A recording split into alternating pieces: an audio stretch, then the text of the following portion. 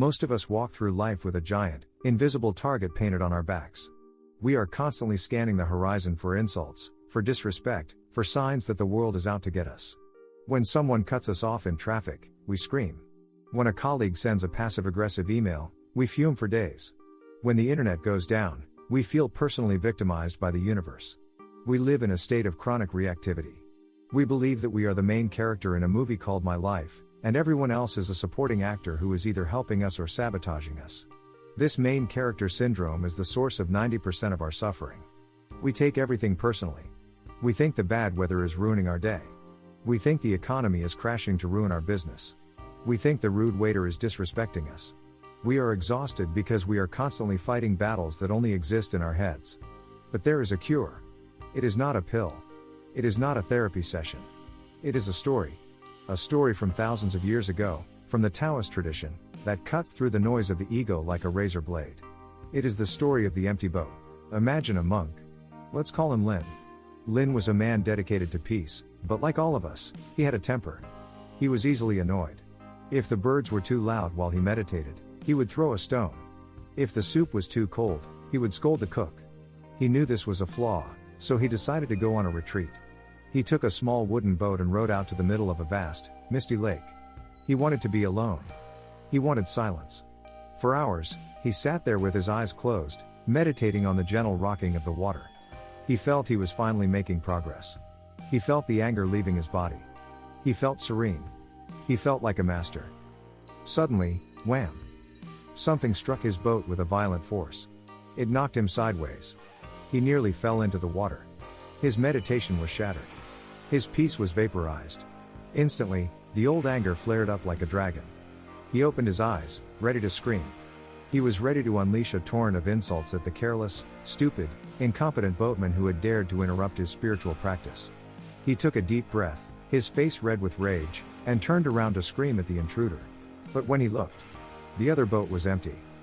There was no boatman. There was no enemy. It was just an old, drifting boat that had come loose from the dock and floated downstream with the current. In that split second, Lin's anger collapsed. It had nowhere to go. There was no one to yell at. You cannot yell at wood. You cannot argue with the wind. The anger, which felt so justified a moment ago, simply evaporated into the mist. Lin sat back down. He laughed. And in that moment, he achieved enlightenment. He realized that the anger was not caused by the collision. The anger was caused by his assumption that someone was out to get him. When he thought there was a person, he was furious. When he saw it was just a boat, he was calm. But the event, the collision, was exactly the same. This is the lesson that will change your life if you let it. The world is full of empty boats.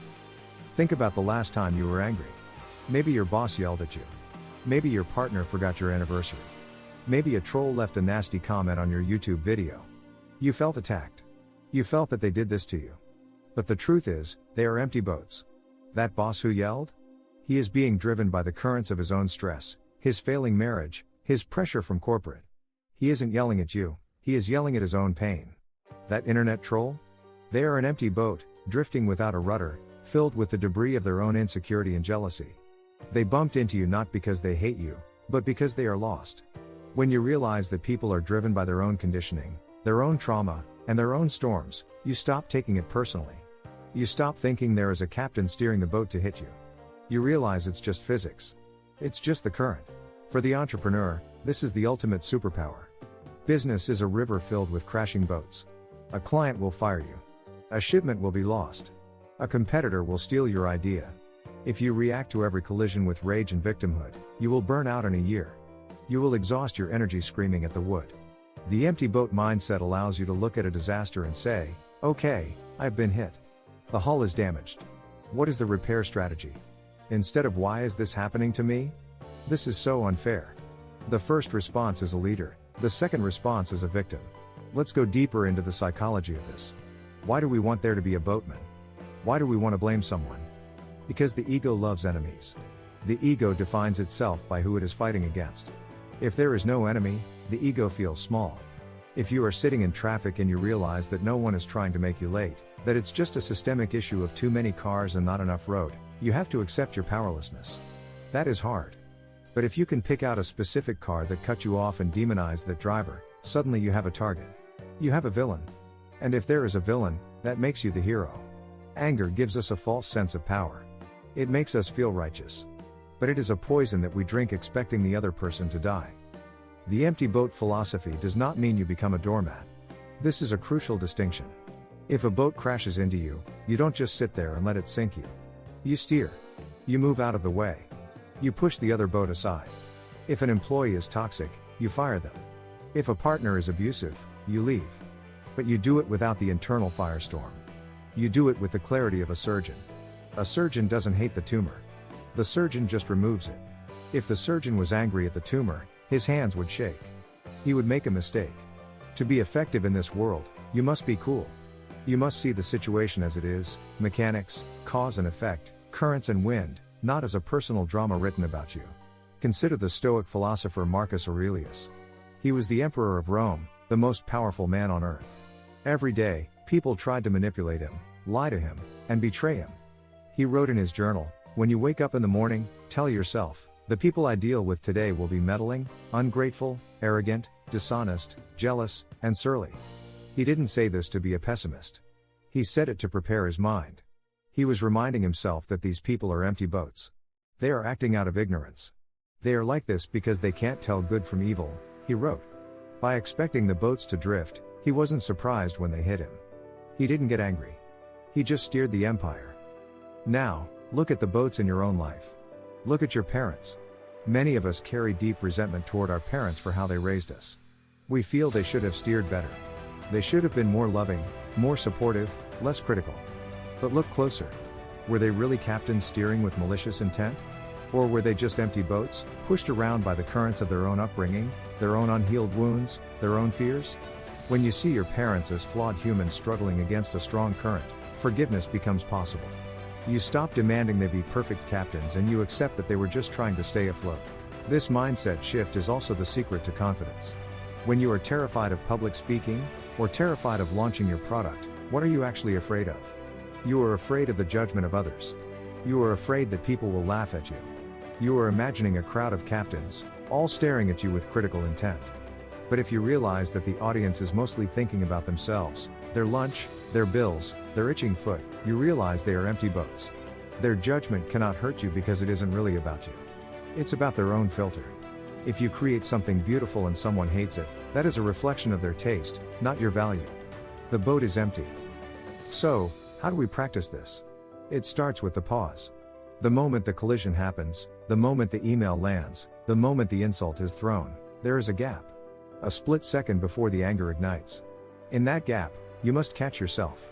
You must say, wait, is this personal? Or is this just an empty boat?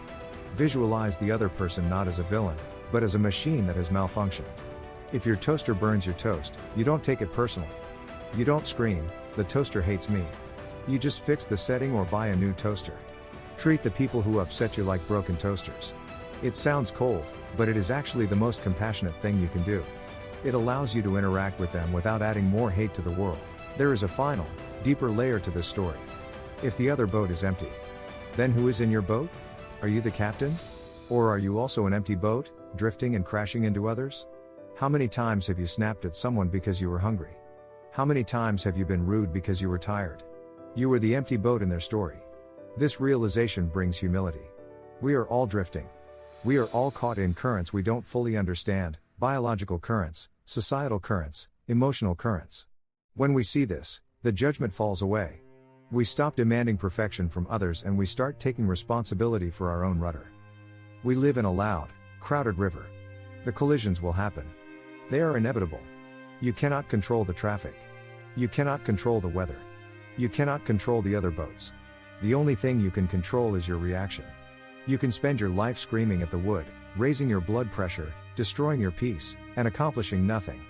Or, you can look at the collision, shrug your shoulders, push the boat away, and keep rowing toward your destination.